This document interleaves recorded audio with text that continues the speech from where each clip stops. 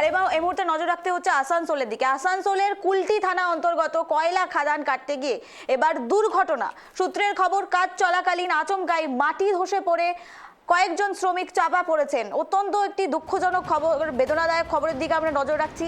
মাটি কাটতে গিয়ে খাদানে এবার চাপা পড়ল শ্রমিকরা। কুলটি এলাকার ঘটনা, কয়লা খনিতে কয়লা খাদানে এমন দুর্ঘটনায় একেবারে শোকের ছায়া যেহেতু নেমেছে, অপরদিকে চাঞ্চল্য, আতঙ্কিত রয়েছেন শ্রমিকরা।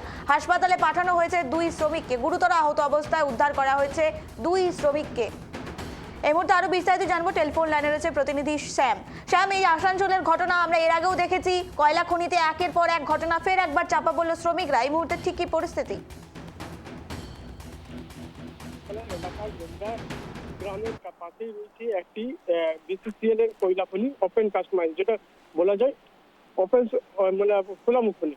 সেই খোলামুখ খনিতেই বেশ কয়েকজন রাতে অন্ধকারে চুরি করতে ঢুকে, তখনই মূলত যে সূত্রের খবর জানা যাচ্ছে চাপা পড়ে রয়েছে। ঠিক আছে, সেইখানে বিসিসিএল এর আর তোমার এই কুলটি থানার পুলিশ পৌঁছায় এই ঘটনাস্থলে, উদ্ধার কাজ চেষ্টা করছে যে কতজন ফেসে রয়েছে, কতজন বেঁচে আছে কিনা ওইটা খতিয়ে দেখছে। 2 জনকে উদ্ধার করা হয়েছে, যেটা পুলিশ সূত্রে খবর জানা যাচ্ছে। 2 জনকে উদ্ধার করে হসপিটালে পাঠানো হয়েছে ট্রিটমেন্টের জন্য।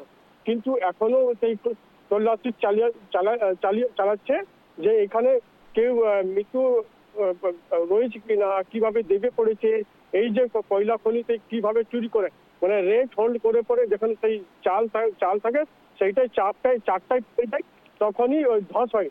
ধসের ফলেই তখনই এইভাবে অনেক ঘটনা ঘটে। কিন্তু বিষয়টা হচ্ছে যে যেটা তুমি পাবলিক জানতে পারলেই তবেই শোরগোল হয়, না এইরকম দীর্ঘদিন ধরে অনেক ঘটনা ঘটছে আসানসোল এলাকায়। বেশ কিছু এলাকায় জানতে পারা গেল, তখনই জানা যায় যে ধস হয়েছে। না জানতে পারলে সেটাকে চাপা পড়ে দিয়ে শেষ করে দেওয়া হয়। নিবেদিতা, আমি জানতে চাইবো যে শ্রমিকদের কথা বলা হচ্ছে, তারা কি এই মুহূর্তে সুস্থ রয়েছেন? কোথায় রয়েছেন তারা?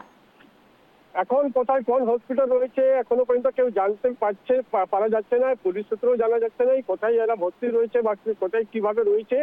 কিন্তু সেটা গোটাটাই গোপনে রাখা হয়েছে। যদি জানতে পারা গেলে তখনই আমরা মিডিয়া বা ওইখানে আরো অন্যজন যাবে, ওইখানে গিয়ে পরে তদারকি করবে যে কে বা কারা এরা, কোথা থেকে এসছে চুরি করতে, কোথাকার এখানকার বাসিন্দা না বাইরের বাসিন্দা। সেই জন্য গোটাটাই গোপন রাখা হয়।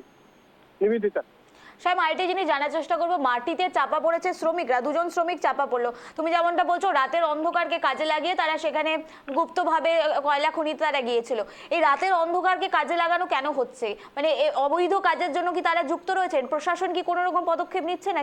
কি জানা যাচ্ছে? গোটাটাই অন্ধকারই কাজ ভাই। মূলত সরকারি জায়গা, সরকারি জমি, সরকারি কয়লা খাদান। এই কয়লা খাদানে যারা বা সরকারি যে কাজ করে তারা শ্রমিক যাকে বলা যায়, আর এরা যারা কাজ করে তাদেরকে চোর বলা যায়। যেটা চুরি করতে নামে তখনই সেই কয়লা চুরি করে পরে তারা পালিয়ে যায়। কিন্তু যখন পুলিশ বা সিআইএসএফ যখন তদারকি করে তখন তারা পালিয়ে যায়, লুকিয়ে যায়, বা তখনই ঘটনা ঘটার চান্স থাকে। এইভাবে যদি ঘটনা ঘটে, যেমন সেই এরা একটা কুয়োর মতন করে গুফোর মতন করে এরা ঢুকে যায়, ঢুকে পরে বেশ কিছু দিন ধরে কয়লা কাটে। তখনই যদি ওই সেই মাটিটা ছাদের যে চালটা থাকে সেটা নরম হয়ে পড়ে, তখনই এরা ধসে চাপা পড়ে যায়। চাপা পড়ে গেলে যদি ওদের সঙ্গে যারা থাকে তারা যদি জানতে পারে, তখনই ওটাকে উদ্ধার কাজ করা যায়।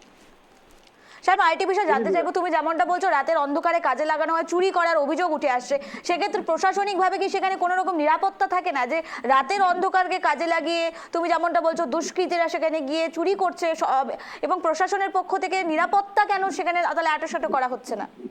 প্রশাসনের তরফ থেকেও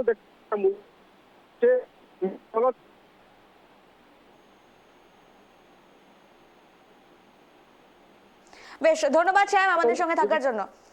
আমরা যে খবরের দিকে নজর রাখছি, কয়লা খনিতে 2 শ্রমিক মাটিতে চাপা পড়ে ধসে গেছে, এমনটাই কিন্তু খবর উঠে আসছে। মাটিতে চাপা পড়ে জখম হয়েছে 2 শ্রমিক, হাসপাতালে গুরুতর অবস্থায় তারা এই মুহূর্তে ভর্তি রয়েছেন। কয়লা খনিতে গিয়ে এমনই ঘটনায় রীতিমতো চাঞ্চল্য ছড়েছে গোটা এলাকায়।